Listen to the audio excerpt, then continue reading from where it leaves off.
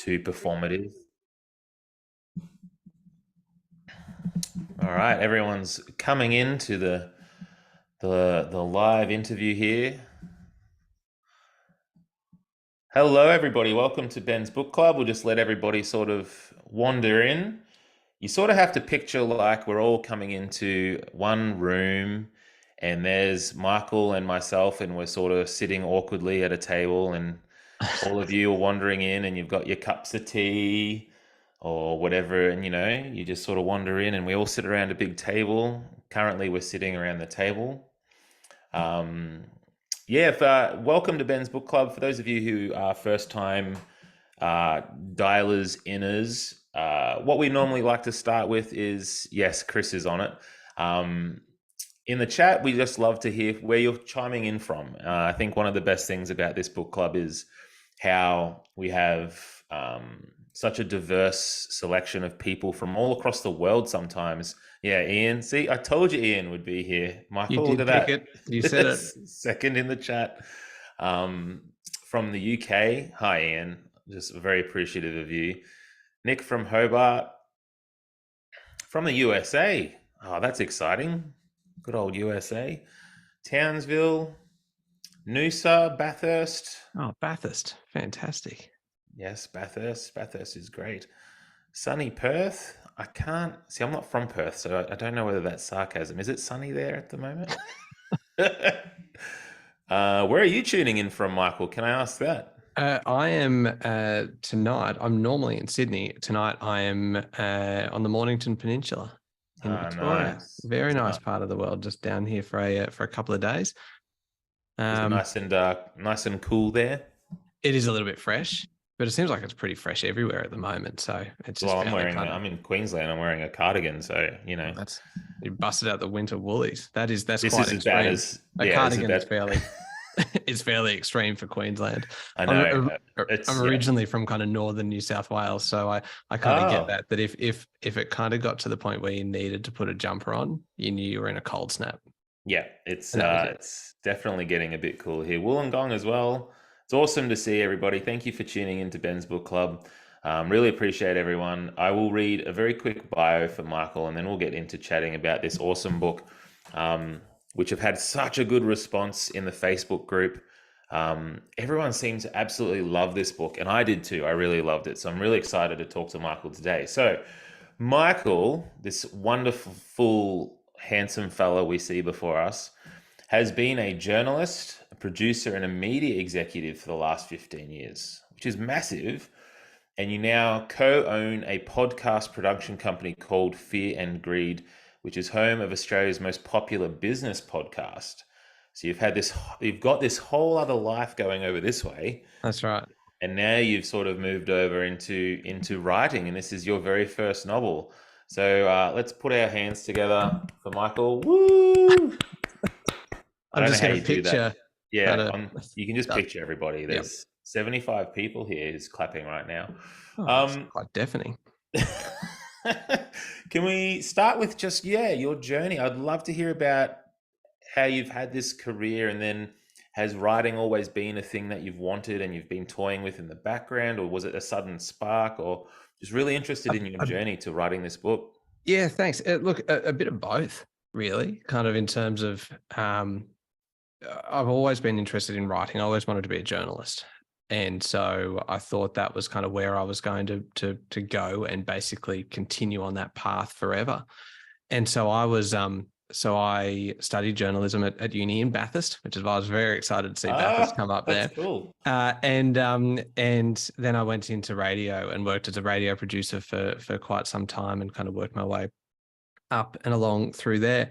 And then end of 2019, I had a very kind of sudden career change, and I was kind of in between jobs and deciding what to do next. And I thought I'll take a couple of months, because it was right at the end of 2019, and I thought when we get to say kind of end of January 2020, I'll start kind of looking for jobs. Not the best time to start looking for a job, because about that time, pretty much every available job in the country just disappeared overnight.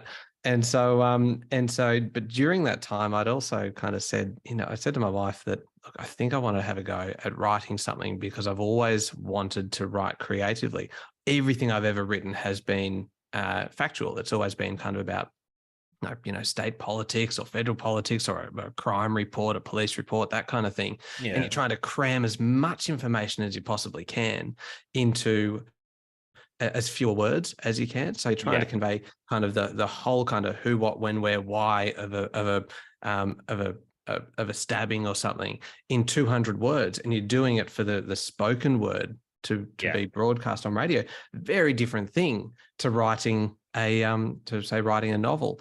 And I thought that I always wanted to do it, and I thought I've an idea kind of came to me. I thought I'm going to have a go. I just really want to have a crack at this, and I'll know very quickly whether or not it's something that I can do or not. Because to try and change and to try and kind of start stretching that out and building something out of nothing instead of just relaying actual facts that have happened in the world. And so I got to kind of 1,000 words. And I'm like, okay, all right, this is going okay. And then you get to 10,000. Then I kind of was nudging 100,000. I'm like, okay, all right, this is okay. This is working. And I got to the end, and I'm like, hang on, this is a real book. I said the characters that I started with are the characters that I finished with, and they actually had kind of a plot along the way. What the And heck? This is the opposite of what I normally hear, which is writing is difficult and I had to push this out and I had to get to the typewriter and bleed, how Hemingway says. But it feels like you just sort of said you just sort of tripped and fell into having a book you've written. Well, look, it took probably the best part of 6 months kind of on and off, because at the same time we were setting up Fear and Greed, the podcast business. So I was a bit kind of distracted and but I was trying to write every morning and trying to kind of get like 1,000 words or 2,000 words down. Yeah. But I was just at that point, you're writing for yourself. And so I was just kind of thinking, I was enjoying the challenge of it. I was enjoying the challenge of working with a plot that was a little bit kind of tricky in terms of making sure that all the bits and pieces aligned and that the logic was kind of sound. And so I was Yeah, enjoying right. kind of the thinking about that. And Like a puzzle that you had to yeah, solve. absolutely. And it was Mm. just so different from anything else that I had done. And I'm like, this is great. I'm really, really enjoying this. And then the fact that it kind of got to the end, and I'm like, okay, I think this works. So now I'm going to try and find a publisher. And That's that, amazing. I got to say, the finding an agent is probably up there as one of the hardest things to do. And that was the really, really kind of challenging part then. And kind of getting into that, I just What got, did you?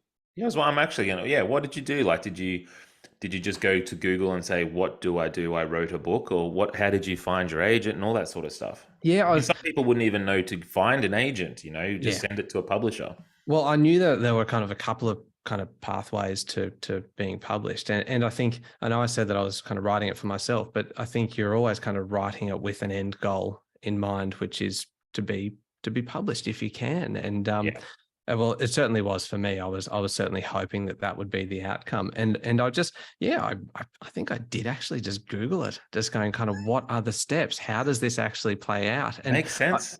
and I mean, you hear all the stories, and so you do kind of. What I kind of gathered fairly quickly was that if you wanted to be published in Australia, there are kind of, it's almost more. There are many ways to do it in that you can actually approach publishers directly in some cases in Australia. Whereas if you want to be published in the US, then you're going to need an agent to be Yeah. representing you. And that was kind of pretty clear from everything that I read online when I was doing. I mean, how else do you do it? I mean, I remember I did the exact same thing. Yeah. How else are you supposed to figure all this stuff out? It's just such a. Yeah. And fortunately, there's tremendous resources online. There's a lot of information online and a lot of people kind of sharing their experiences. And so I just kind of jumped into it and started kind of querying agents and looking for, and it was, but I mean, that's a tough process that you cop so many rejections. And You I do. kept a spreadsheet because I wanted to kind of keep it well ordered and everything, Yeah, but it's the most depressing spreadsheet just to see kind of, there's even like it the is. column of success or not success, and it's just Yeah, no, no, no, no, no, no, no, no, no, no, no. yeah. And then finally, kind of there were 42 no's along the way, and then finally you only need one yes. You Um, do, and that's the thing. Like, you just need one champion who loves yep. what you've done. And I mean, you wrote a great book too. So it's, I mean, everyone in the chat can probably Thank you. understand just how difficult. Like, this is a great book, but even then, it's very difficult to find a champion in an agent, even when you've got something as winning as this book. You know. Yeah, Um, thank you. And it can be, and this is what I kind of see when you hear about people getting rejected, and the importance of just kind of keeping on going, because you don't know what's going on in the kind of the professional life of the person that is saying no, that it might just not be the right book for them on that day at that yeah, particular time, and that I mean, you just kind of keep on going, and it can get tough after a while. But if you kind of really want to kind of get there, you just keep on chipping away at it. got to And be you really persistent. only do need, as you say, one champion. Yeah, 100%.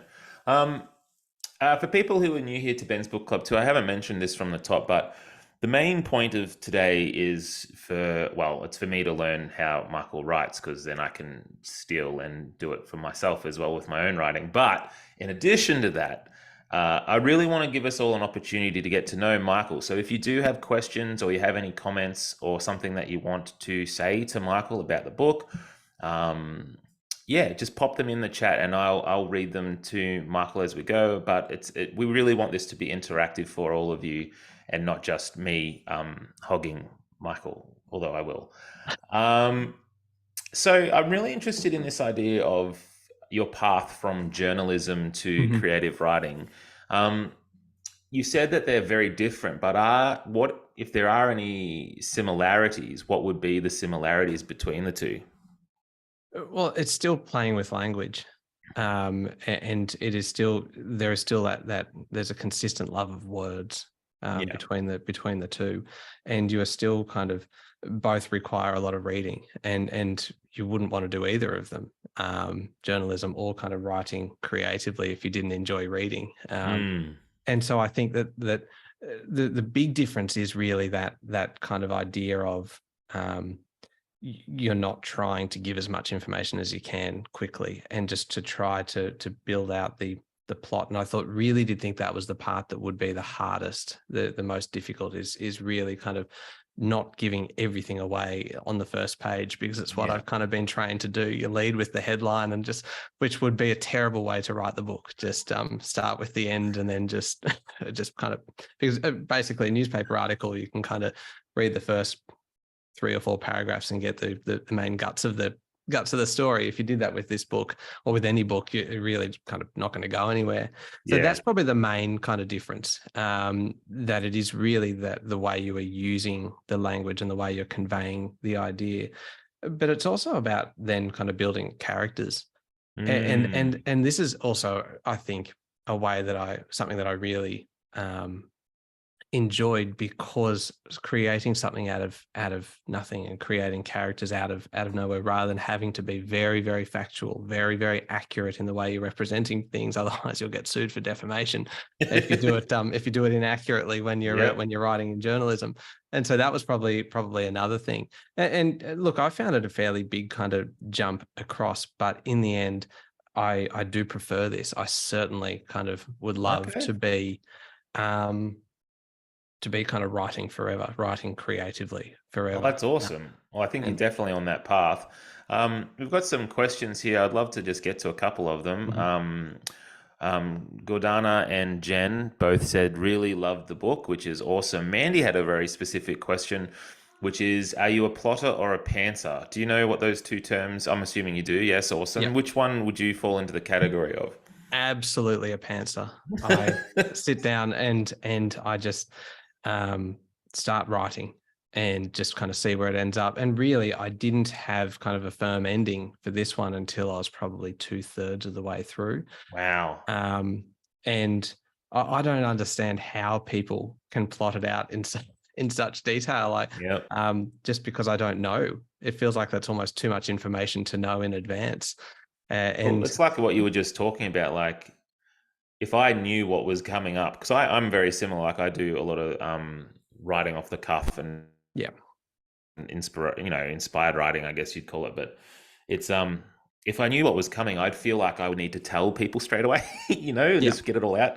I'm not yeah. very good at just holding back. Yeah, just feel this compulsion to Yeah, share as quickly as you possibly can. yeah, Yeah. No, and 100%. Yeah. so no, look, I would definitely a pantser in that it's just see where it goes. And if it doesn't work, you can always edit it out later and just try and Mm, kind of get it down. And the inspiration kind of on different parts kind of comes as you go along. And so I did find that as I was writing, there were a few points where I was stuck, where I was just like, okay, I don't actually know what happens. And so for me in that case, it's kind of two ways where it kind of was resolved. I most of my ideas come in the shower, and great so I place. yeah, very, very, very long showers, regularly kind of run out of hot water in terms of trying to come up with ideas. And then all of a sudden, when you've got the idea, there's this mad rush to get out of the shower and go and write it down because before you forget it, because you do forget so quickly, don't you? Yes, Like you come up I with this and you're do. like, I'm never going to forget this. And 3 minutes later, it's gone. No, but what you're left with though is I had a brilliant idea, Which is even right? worse. You remember the brilliant, I had something great, but Yep. then you've, Yep. Yep. ah, You it's remember so, the fact that you had an idea, you just don't remember what the idea was, which is actually infinitely worse. that's, Um, that's it. Really and down to it. Yes, absolutely. and the other one was we used to because this was kind of during COVID and lockdowns, we used to kind of take the kids for bike rides all the time. And so I don't know, it was just kind of being outdoors and riding along that all of a sudden I'd be like, oh, this is going to happen now. And then Mm. kind of just kind of inspiration comes when your mind is suddenly off the task at hand, it seems. That's So really it. Yeah, a lot of people say that writing is not just at the keyboard, but a lot of it's going on in your subconscious as you're thinking about other things, yeah, and all of it will strike you, and it's like your mind's been doing smart work that your conscious mind wouldn't be capable of sometimes. yeah, yeah, yeah. And that suddenly it's almost like you're trying too hard to force it and you just kind of let it go. And all of a sudden that blockage, whatever it is, Yeah, kind of shifts away. and then you feel you were forcing it. Have you? And you write, and you're like, oh, this is just falling dead. Like I'm just forcing it. Yeah. Yeah. Feel like we've got kindred spirits I here. I feel feel like this is pretty much we're the same person. we are. Yeah, yep. In essence, um, got a lot of comments here, man. Like I'm just going to Yeah. go I love them. through a lot of this stuff. Now, there's a couple of questions here. There is anonymous attendee from the Q&A has written, "What was the inspiration for How to Be Remembered?" And I think Ian had a similar question, which, what was the thing? What was the jumping off point for this very specific idea Yeah. that the whole book really did revolve around? The idea came to me in the shower, and Brilliant. it was about kind of strangely enough, it was about social media, and it was about kind of the idea that people probably regret a fair bit of stuff that they post online, whether it's kind of photos on Instagram or tweets that they have later kind of deleted. But unfortunately, in many cases, it still exists somewhere. That's your digital footprint, and really it's probably there forever, especially Yep. if you regret it, it is going to stick around. And so I was thinking about how kind of some people would probably love to be forgotten in that respect. And then I don't know how, but I just started thinking about the other part, which was, or the other side to it, which would be, well, what if somebody just wanted to be remembered? And there was something unknown, something big though, that was preventing that from happening. And I thought, okay, this is good. So I thought this has got enough to sustain it and kind of play it out. And then I thought, okay, how would you do that? And to me, the logical kind of way to do that was chronological, kind of Yep. following his life Well, along. and a few people have mentioned it actually. Let me see if I can find. May said the opening hooked me, and I had a question about your opening because I thought one of the best openings to a novel, honestly, I've read for a very long time. Just you're straight in, and I was so interested when the couple woke up and, mum and dad woke up and couldn't remember Tommy and couldn't remember their own baby. And I was instantly like, whoa. And the rest of the book, I was just hooked in. But is that just was born out of this idea that you were just going to tell it chronologically and then you came to that opening? Yes. Yeah. And this is going to sound really bad and really incriminating. I did it chronologically because I didn't know any other way to do it. I couldn't actually think of anything else. Like to me, kind of books where it gets very kind of complicated and there's like multiple kind of timelines running and things. I think at that point I was just like, you know what? I think it's a big enough challenge for me to try and sit down and write this. Mm. I'm just going to do it in the way that feels right to me, where I'm actually going to be able to follow this along logically. And if I want to play around with the structure of it, I can do it later. But for me, it was just kind of, you know what? Let's start with when he's a baby, because to me, there was going to be a lot of questions that kind of come up right at the start. If I was to start when he was kind of 20 or so, you'd have so many questions about kind of how would this have actually played out as a child, Yes. or on his first birthday in particular.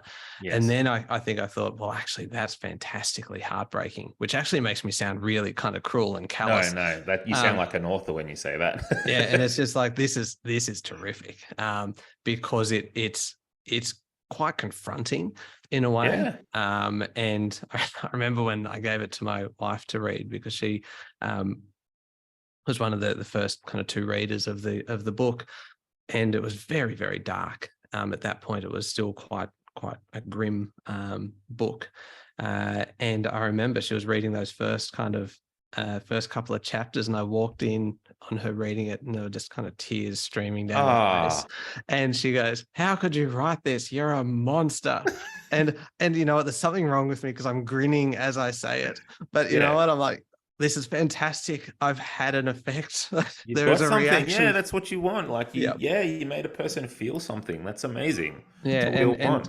I think just kind of starting with that and really kind of just jumping straight into that first kind of the first year and that first night, it again just felt like the logical kind of thing to do, Mm. because it is kind of heartbreaking, and it's pretty awful.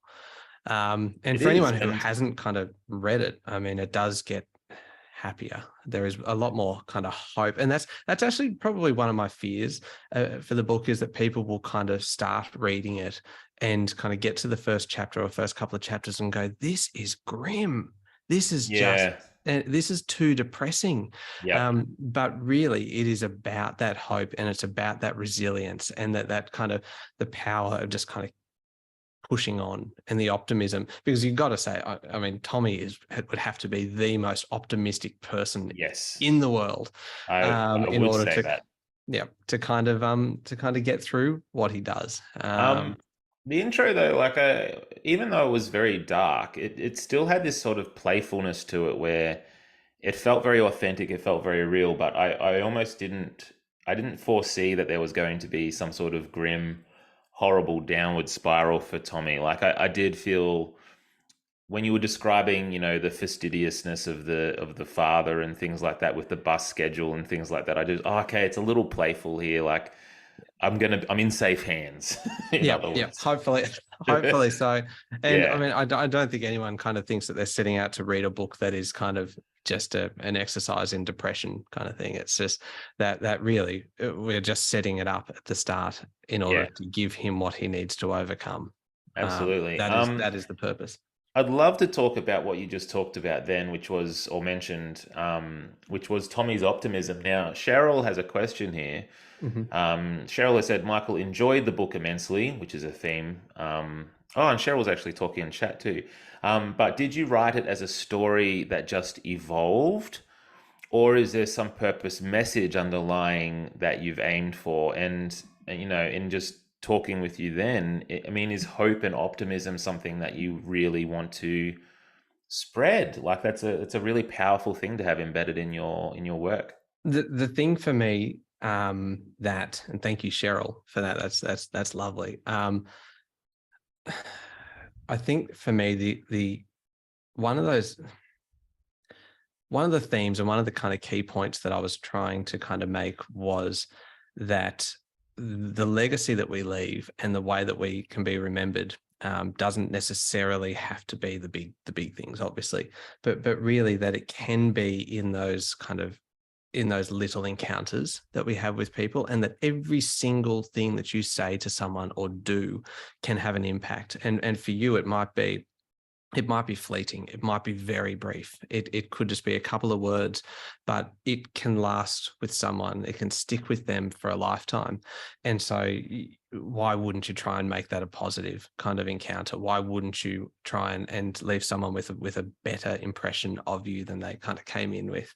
Um, Mm, and so it was really kind of about that idea of this legacy, and about how that can be built up in ways beyond kind of the physical, and really that just I, I don't think we're nice enough to each other at times, and that yeah. people seem quite content for their legacy to be kind of quite unpleasant at times. And you see that online, that like, this is, your words and your actions have impact, Yeah. and they have power, and that you should do what you can to make those kind of a positive one, because that will be how people remember you, and through your family and through your friends. But really Mm. it is kind of through those little things. So that was really kind of a key kind of theme, and the optimism was really kind of a part of that, I think.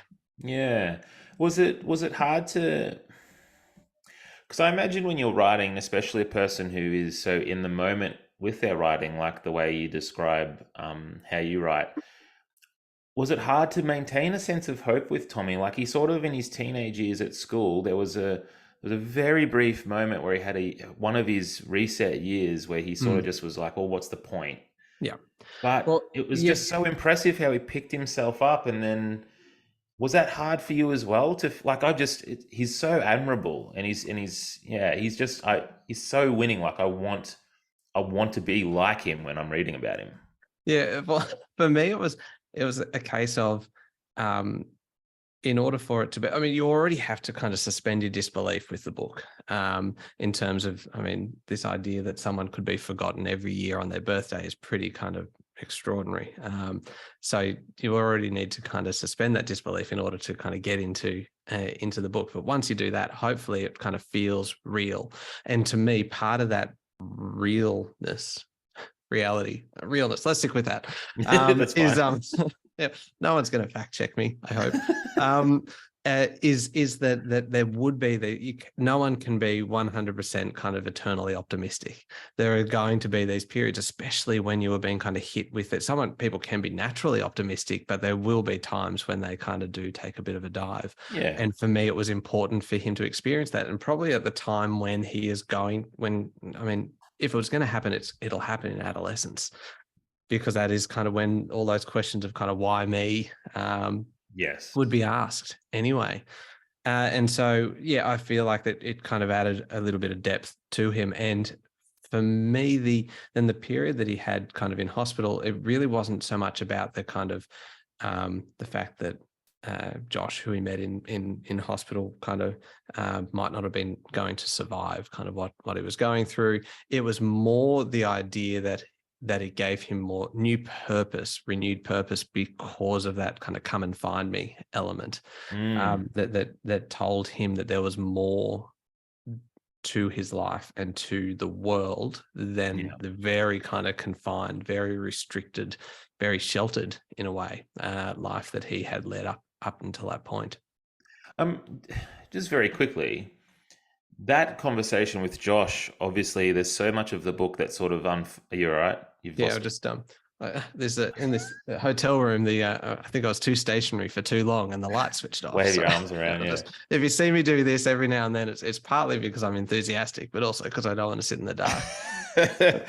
um, I'm just curious at how you write, because you needed him to meet Josh, and then you Mhm. needed that conversation to take place. And so I guess my question is, do you backtrack, or did he suddenly just have a room with someone in the hospital and then Josh started to form out of that? Or did you go, I need him to have a conversation with this person to then lead up into this? Just wondering how you came up with that specific thing. Yeah, that's a good question, and I've got to kind of cast my mind back actually a bit now. I think it was a case of I knew I wanted him to meet somebody because I needed him to have another companion. Yeah.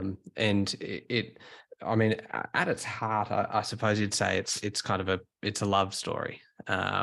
But it's also not just kind of the love between him and Carrie, but it's also kind of the friendship, which is Yeah. really, really important between Tommy and Josh. And this idea that people can be friends, or that are just kind of naturally drawn together as friends, even There's kind of, something and you deep within them that makes them still gel yeah, really.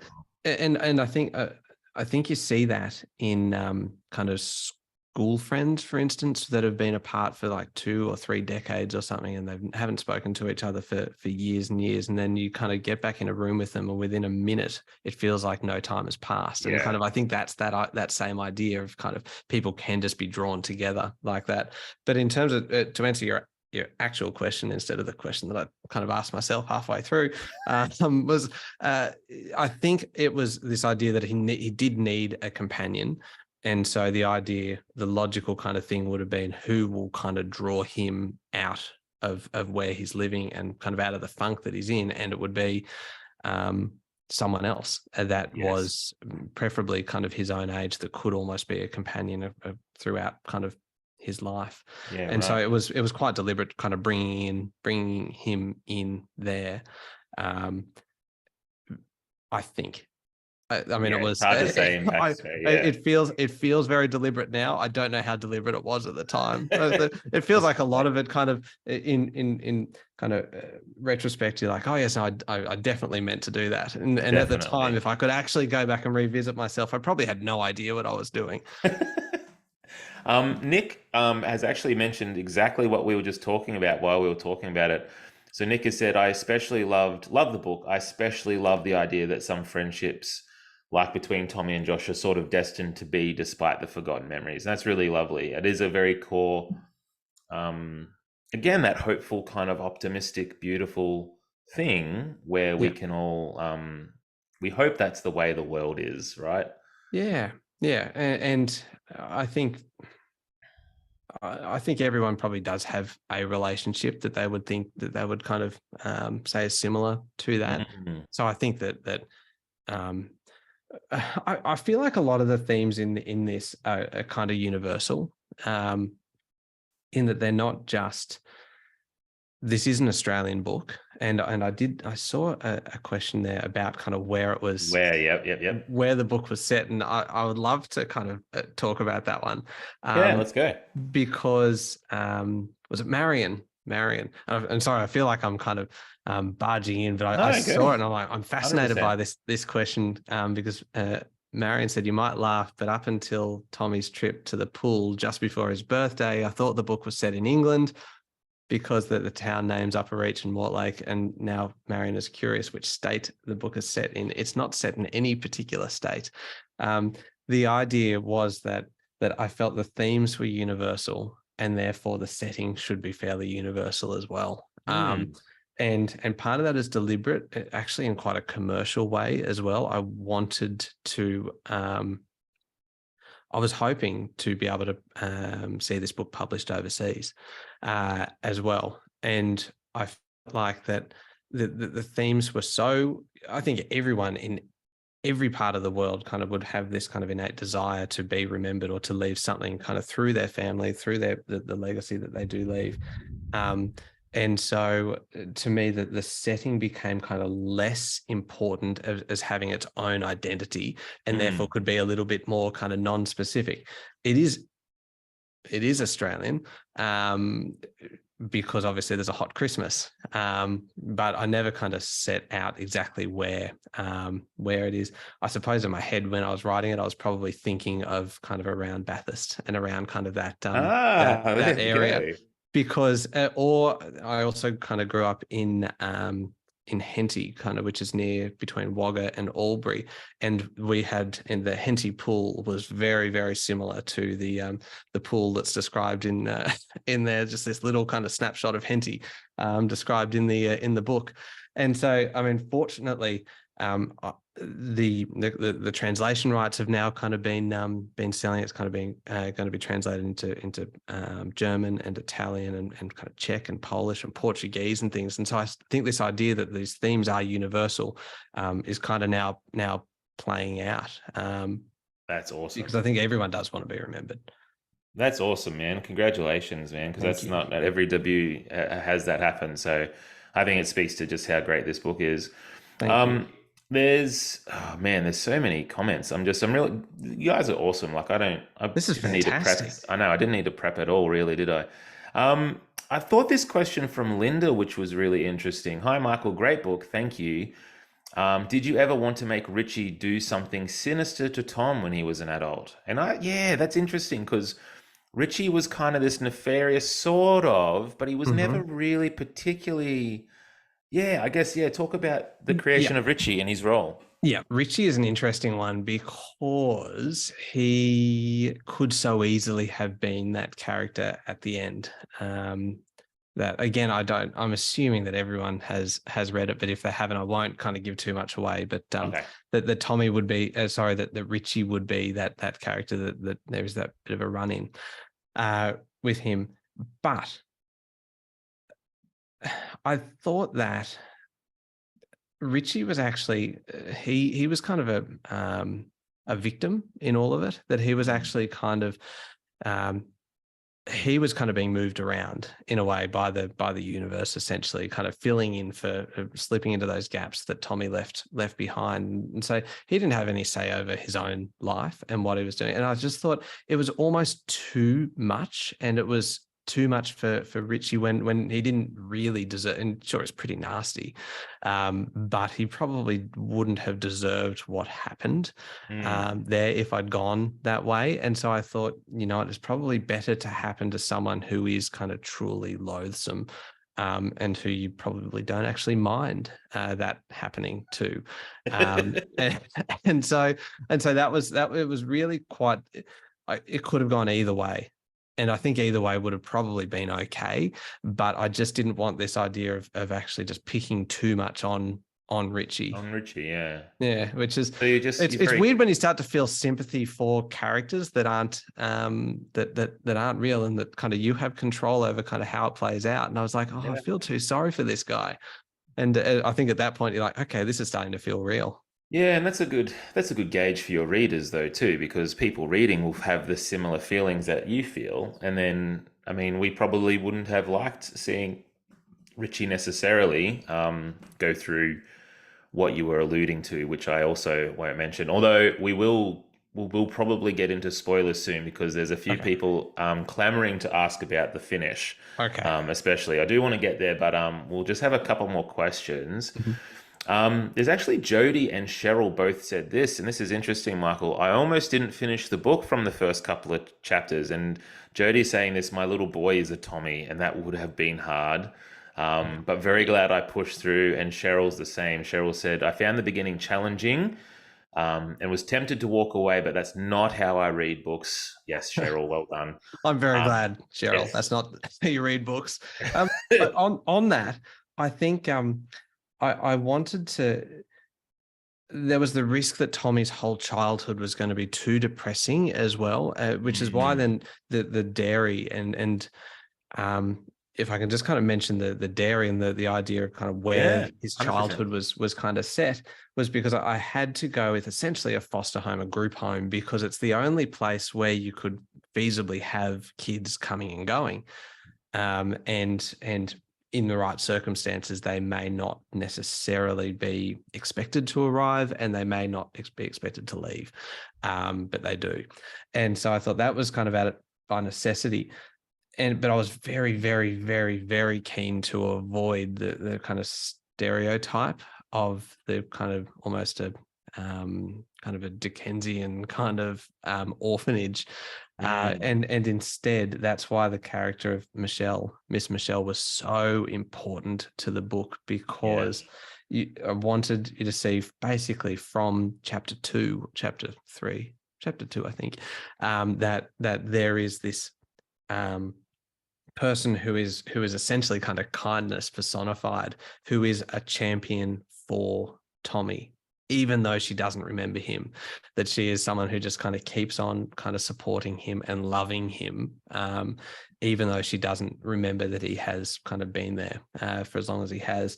And so that was very deliberate, trying to make sure that it was the counterbalance to the really quite depressing and almost overbearing kind of nature of his life, because it would be, because you know that from early on that this is going to happen kind of every year. And to me, if you were setting out to read that and you're like, oh God, this feels like it's going to be a really depressing Groundhog Day kind of scenario, but by introducing those characters who are the really kind of kind ones and the ones who make sure that he does have that love and support, to try and kind of offset that a little bit, was all Yeah, kind of I think part he of the did that. plan. I think he did that really well, and it's really sweet how consistently wonderful Miss Michelle is.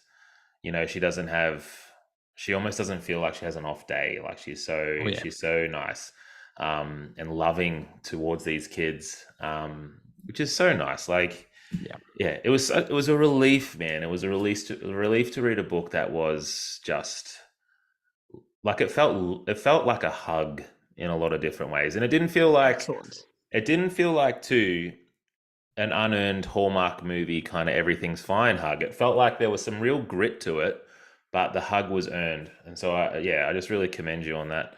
Thank Um, you. Oh, I want to that ask, we'll ask now about the finish. And there's, sorry, just really quickly, lots of people saying they love the audiobook, Fiona and Mandy, which is awesome. And then I wanted to. Miss Michelle was lovely. A lot of people, a lot of love for Miss Michelle. That's really nice too. Um, so we'll talk about the ending quickly because a few people have mentioned it. Lynn specifically, I feel like you might have even asked this twice, so you're very interested in this um, answer, if I'm not mistaken. But a lot of people are saying they feel like with the ending that it's sort of like there's so much character and so much left to explore. I think they're wanting a sequel. I will put my foot in my mouth a little bit. I actually feel like it's fairly complete, but I can see if you I could see there'd be more story too. But I did feel like very complete by the end. But where's your mind, Michael? Is there a sequel in the works? there is not a sequel in the works. Oh, okay. I have Sorry, written. Lynn. I sorry, I'm not saying that there wouldn't be, but there Okay. isn't one right now. I've just written a second book, but it is not a sequel. It is a standalone kind of book, and it's but yeah, I kind of feel like it did wrap up. And but there are other things to explore. Yes. There's so much that you can do with this mechanic of the reset, and I think that Yes. there would be other things to do, and whether that would actually involve Tommy or not, or kind of another generation, or even this idea that perhaps maybe there are other people out there that have the same thing, Mm. which was something that I did kind of toy with briefly. But I feel like I mean, the book is called How to Be Remembered, and then he is remembered Yeah, by a special group of people who are his most treasured. And, you know, I felt a bit like, oh, I wish Josh could keep on remembering him too. But again, you've got that little hint of, oh, it's still like a realistic. I mean, it's still an earned ending. It's not just a neat and a bow and everything's fine. yeah. Um, Cheryl said it ended a bit quickly. I think she wanted a few more things like a maybe not a Lord of the Rings style ending of the trilogy there, but you know, to spend some more time with Tommy and the crew, right, Cheryl? Um, Yeah. yeah, And I think, yeah, it did kind of feel like it. And I know what kind of Cheryl means, that it did kind of wrap up quite quickly, yeah. but it was kind of necessarily so, in that those last kind of few chapters build and build and build to that to the finale, and I didn't want it to be something that then kind of peters out too much. The Mm, epilogue I thought was important to try and kind of give that hope, and to give that kind of hopefully answer a few questions. Um, but I thought that any more than that, I think you're right, actually, Ben. I think that it answered the question kind of yeah, that was asked on the cover, yeah. um, and any more would potentially just kind of run the risk of dragging it out. And Well, also, I like too. Like I can fill in the blanks a little bit. Like I feel like yeah, I know the crew. I know Tommy. And so I can sort of fill in a few little blanks here and there with my own ideas about where he'd get up to. So I feel optimistic about his situation going forward. Yeah, a few people have actually mentioned that when the dad comes back, they were sort of really hoping that there'd be this very big cathartic kind of dad would sort of sense, and he sort of does. But like again, I feel like you're going for like a type of not authentic. It felt real. It didn't feel neat, and it felt a Mm. bit messy. And it was that something specific, or did you ever toy with having dad sort of re-enter and suddenly go, "Oh, I remember a little bit." No, okay, yeah, No, explain. no, no, no. I wanted that to be quite complete.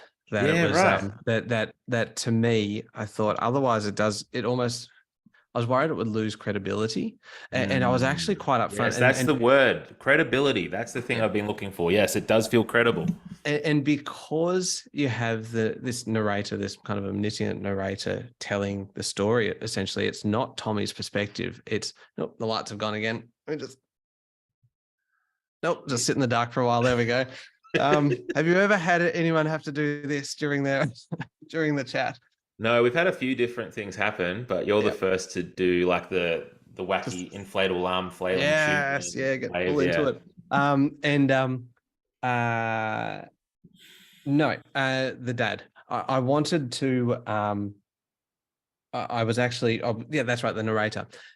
To me, that was kind of important because it kind of gave an insight into what other characters were thinking as you were going. It wasn't just from Tommy's perspective.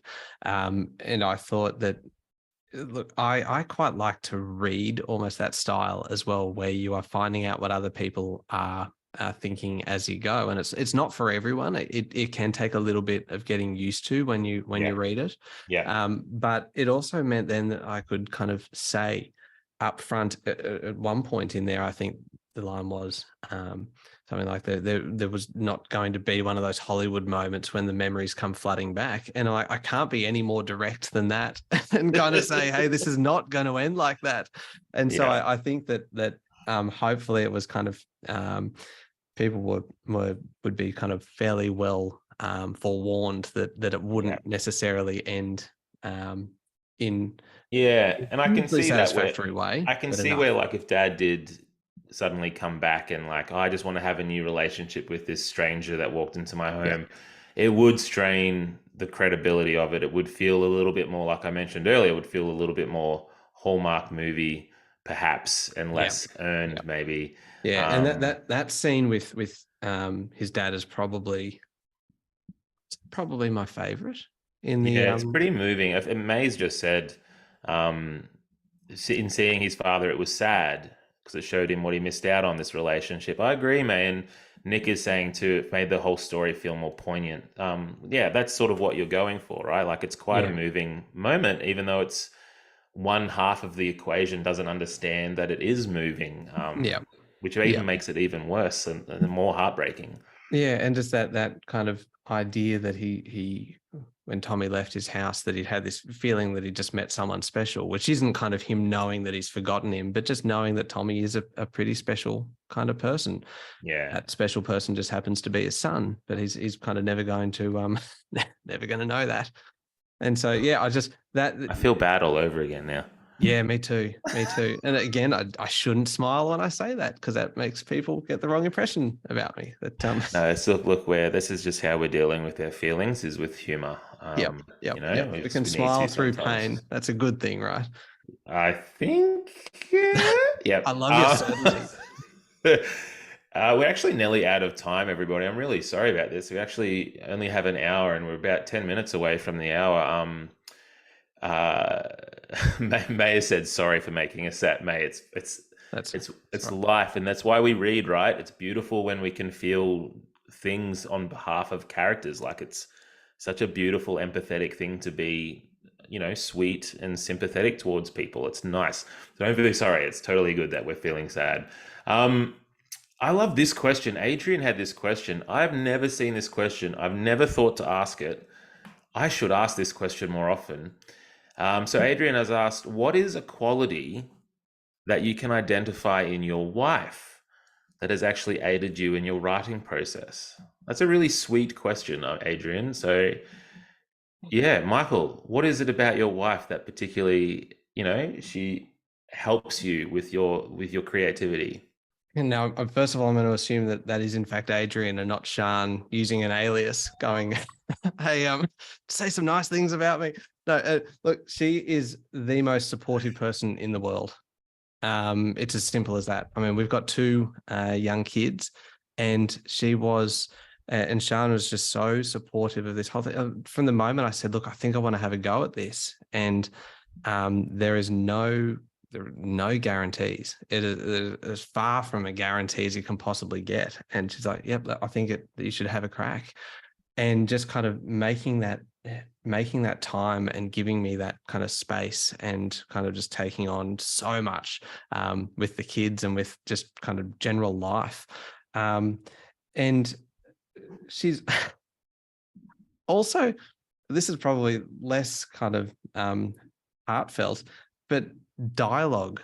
If I can picture words coming out of kind of Sean's mouth, oh, the lights have gone again. What's going on here?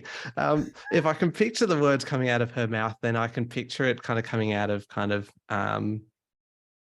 Sean's mouth, the character in there that's kind of the more uncouth, kind of more the she's kind of a good sense check for dialogue, That's and great. it's just I think overall there's like the very practical kind of side, and then also just the and when I was going through the editing process, I kind of, because she had read the book, and I spoke to her about it and said, "I need to make some changes. What do you think about this?" And kind of, and her, because she read it with such emotion the first time, I knew that kind of I was getting quite a genuine response from her whenever I asked her a question about it. So Yeah, she yes, wouldn't lie to you to make you feel better about it. She would no, be honest. absolutely Like, not. so that's lovely. That's really cool. I love that question. So That's a thank you for great that one. question. Oh, Yeah. that made me think. That was a great one. Put you on the on the opposite on the back foot, I guess. There's a lot of Oh, geez, we're still going, guys. We're gonna have to finish up soon. I'm sorry. Let's go through some really quick, some stuff here. All right. So Mandy has asked, how many drafts did you do? Um,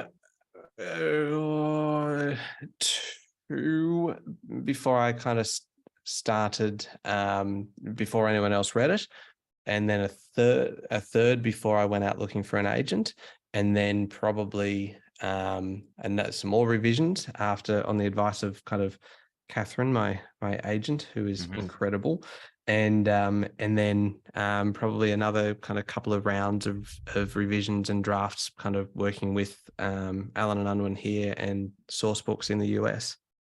Yeah, awesome. Okay.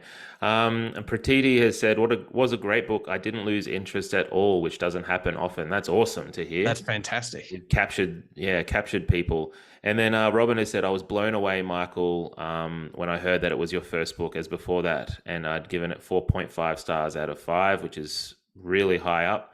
Someone was saying, was it you, Fiona? Yeah, Fiona says, thanks, Michael. It's a wonderful book, and I've already given away 5 copies Oh, to family and friends. Is it because, do you feel like Fiona, me when I said it was like a hug, Fiona?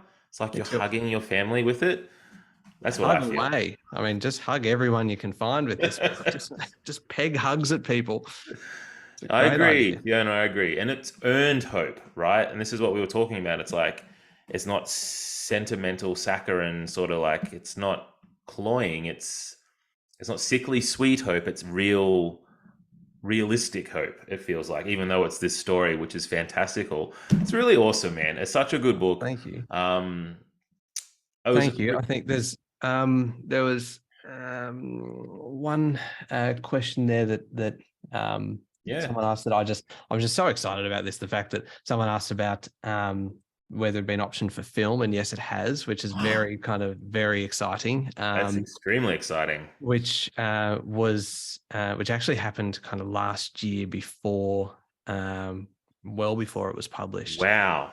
That's big. It was, it was when it came, when the deal was actually announced, the book deal was announced in the US, that all of a sudden there was this kind of flurry of film interest. And so there I was, kind of sitting in my home office, which sounds pretty fancy. It was in the granny flat, actually, and having kind of Zoom calls with film producers of movies that I have watched and loved for years from Hollywood. And in the end, kind of we kind of went with one, and it's really kind of exciting. And look, I know that there's such a long kind of way to go, and lots of books get optioned for film, and they never end up on the big screen. But it's just such a Yeah. it was just such a thrill to see that someone else kind of read this and go, I reckon this could kind of translate onto the big screen. I'm like, A lot of people are saying congrats. It would make an awesome. You can really see it. Hey, you can really see the film out of it, and you can see a lot of yeah. It would be a really beautiful film to watch. So that's exciting, man. I'm really excited for you. It's thank you. so great on your first one that it's just done so well. Um, Now a couple of people have yeah. Look at it. You guys are so nice. Yeah. Got the best book Oh, club here. Thank you everybody for being so kind. And yeah, it's been such a good chat with you, Michael. I would like to end on, and a few people have asked this about, can we know any details about the next book? I mean, you've just said you've just finished it, so can we hear anything, or is it still hush hush? it is still fairly hush hush. It is still kind of speculative fiction, because I've discovered that this is the kind of genre that I love to write. It's what I love to read, as well, but it's what I just love to write, because it's such kind of fertile ground in terms of, as long as you can make it kind of realistic and give it credibility, that it's Yeah, kind of almost unlimited. I've got no idea how people write kind of crime fiction or anything, because I couldn't think of anything that would be original. Kind of, it feels like every motive has already been kind of canvassed and every suspect has already been arrested. And yes, I'm it like, can feel like that I for sure. I don't know, kind of, yet still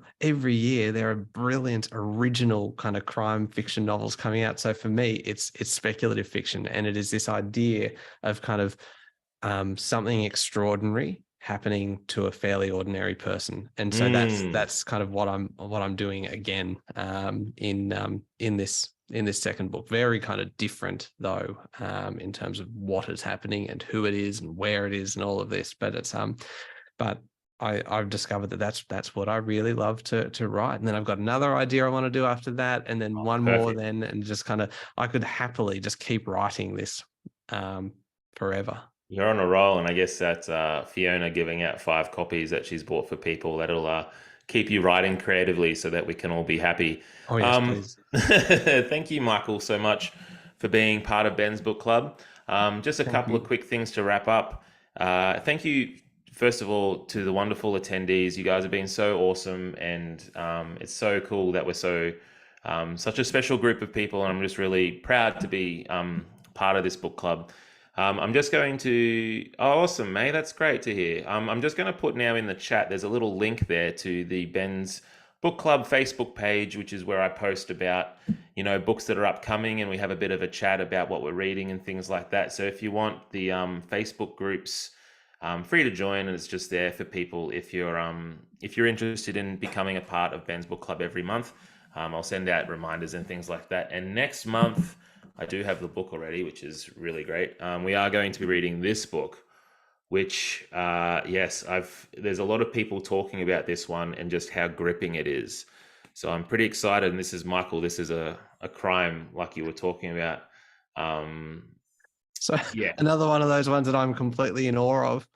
yeah, me too, honestly. Yeah. Um, yeah, so there's a killer at large, there's a detective, it's crime fiction, but real excited to talk to Joan about this one.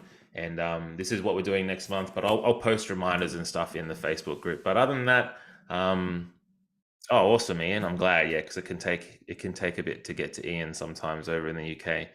Um, and Peter said this, Michael's authenticity is what makes his book so successful. Yeah, I agree, man. I agree. Thank you. Takes a good book, but it also takes a special kind of author to have that mindset, I think, too. But yeah, thank you, Michael. Thank you, everybody else, and Thank you so much. pleasure. And thank you for Really the book. enjoyed I'm it. looking forward to your next one, man. Hopefully, we can do this again when the new one comes out. Please, I'd love that. That's awesome. All right, well, take care of yourself, and thank you, everybody, for being a part of Ben's Book Club. And we'll see you guys next month. Thank you. Bye.